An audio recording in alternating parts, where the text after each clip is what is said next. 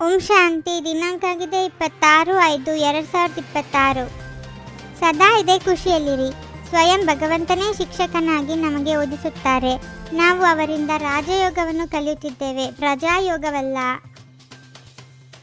ಈ ವಿದ್ಯೆಯನ್ನು ಯಾರು ಬಹಳ ಸಮಯದಿಂದ ಓದುತ್ತಾ ಬರುತ್ತಿದ್ದಾರೆಯೋ ಅವರಿಗಿಂತಲೂ ಹೊಸ ಮಕ್ಕಳು ತೀಕ್ಷ್ಣವಾಗಿ ಮುಂದೆ ಹೋಗುತ್ತಾರೆ. ಇದೂ ಸಹ ವಿಶೇಷತೆಯಾಗಿದೆ.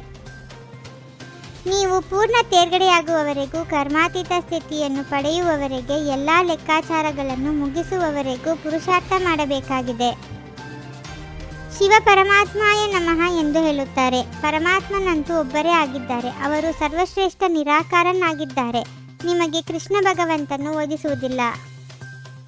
ತಂದೆಯು ಎಲ್ಲ ಮಕ್ಕಳಿಗೆ ಶಿಕ್ಷಕನಾಗುತ್ತಾರೆ. ಅನೇಕ ಮಕ್ಕಳಿದ್ದಾರೆ. ನಮಗೆ ಶಿವ ತಂದೆ ಓದಿಸುತ್ತಾರೆಂದು ನಿಶ್ಚಯವಿದೆ.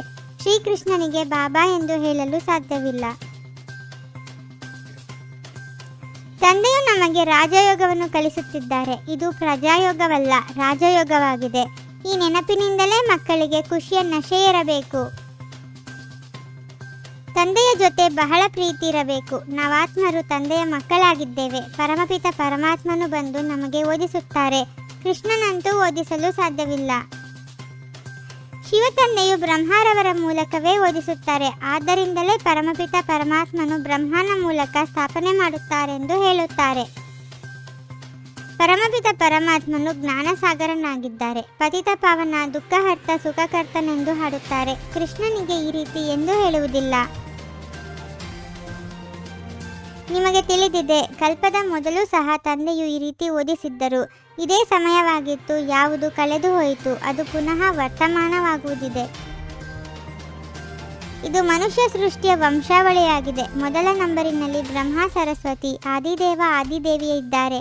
ನಂತರ ಅನೇಕ ಧರ್ಮಗಳಾಗುತ್ತಾ ಹೋಗುತ್ತವೆ. ಇದು ಚೀಚಿ ಮುಳ್ಳುಗಳ ಪ್ರಪಂಚವಾಗಿದೆ. ನಾವು 84 ಜನ್ಮಗಳ ಚಕ್ರವನ್ನು ಸುತ್ತಿ ನರಕವಾಸಿಗಳಾಗಿದ್ದೇವೆ. ಪುನಃ ವಿಶ್ವದ ಇತಿಹಾಸ ಭೂಗೋಳವನ್ನು ಪುನರಾವರ್ತಿಸುತ್ತೇವೆ. ಇದಕ್ಕೆ ಸಂಗಮಯುಗದ ಕುಂಭಮೇಳವೆಂದು ಹೇಳಲಾಗುತ್ತದೆ. ಈಗ ನಿಮಗೆ ಜ್ಞಾನದ 3ನೇ ನೇತ್ರವು ಸಿಕ್ಕಿದೆ.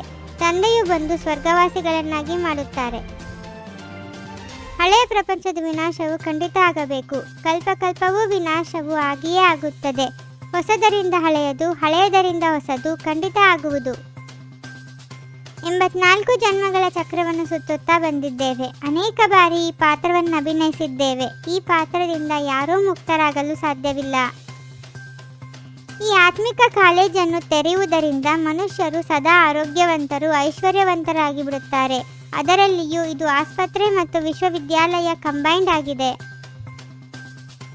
ಈ ವಜ್ರ ಸಮಾನ ಅಮೂಲ್ಯ ಜೀವನವನ್ನು ಕವಡೆಗಳ ಹಿಂದೆ ಕಳೆದುಕೊಳ್ಳಬಾರದು. ಮೃತ್ಯುವು ಸಮ್ಮುಖದಲ್ಲಿ ನಿಂತಿದೆ. ಆದ್ದರಿಂದ ತಮ್ಮದೆಲ್ಲವನ್ನೂ ಆತ್ಮಿಕ ಸೇವೆಯಲ್ಲಿ ಸಫಲ ಮಾಡಿಕೊಳ್ಳಬೇಕಾಗಿದೆ. ವಿದ್ಯೆ ಮತ್ತು ಓದಿಸುವರೊಂದಿಗೆ ಸತ್ಯ ಪ್ರೀತಿಯನ್ನಿಡಬೇಕಾಗಿದೆ. ಭಗವಂತನೇ ನಮಗೆ ಓದಿಸಲು ಬರುತ್ತಾರೆ. ಈ ಖುಷಿಯಲ್ಲಿರಬೇಕಾಗಿದೆ. ಕ್ಯಾಚಿಂಗ್ ಪವರ್ನ ಮೂಲಕ ತಮ್ಮ ಸತ್ಯ ಸಂಸ್ಕಾರಗಳನ್ನು ಕ್ಯಾಚ್ ಮಾಡುತ್ತಾ ಅದರ ಸ್ವರೂಪರಾಗುವಂತಹ ಶಕ್ತಿಶಾಲಿ ಭವ.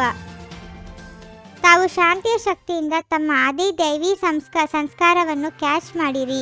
ಇದಕ್ಕಾಗಿ ಸದಾ ಸ್ಮೃತಿ ಇರಲಿ, ನಾನು ಹೀಗೆಯೇ ಇದ್ದೇನು, ಪುನಃ ಹೀಗಾಗುತ್ತಿದ್ದೇನೆ.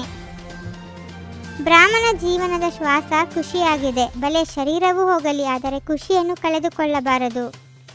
ಓಂ ಶಾಂತಿ. 21 ಜನ್ಮಗಳಿಗೆ 21 ಪರಮಾತ್ಮನ ಮಹಾವಾಕ್ಯಗಳನ್ನು ಆಲಿಸಿ ಹಾಗೂ ನಿಮ್ಮದೇ ಆದ ಈ ಚಾನಲ್ಗೆ ಲೈಕ್ ಮಾಡುವುದನ್ನು ಮರೆಯದಿರಿ.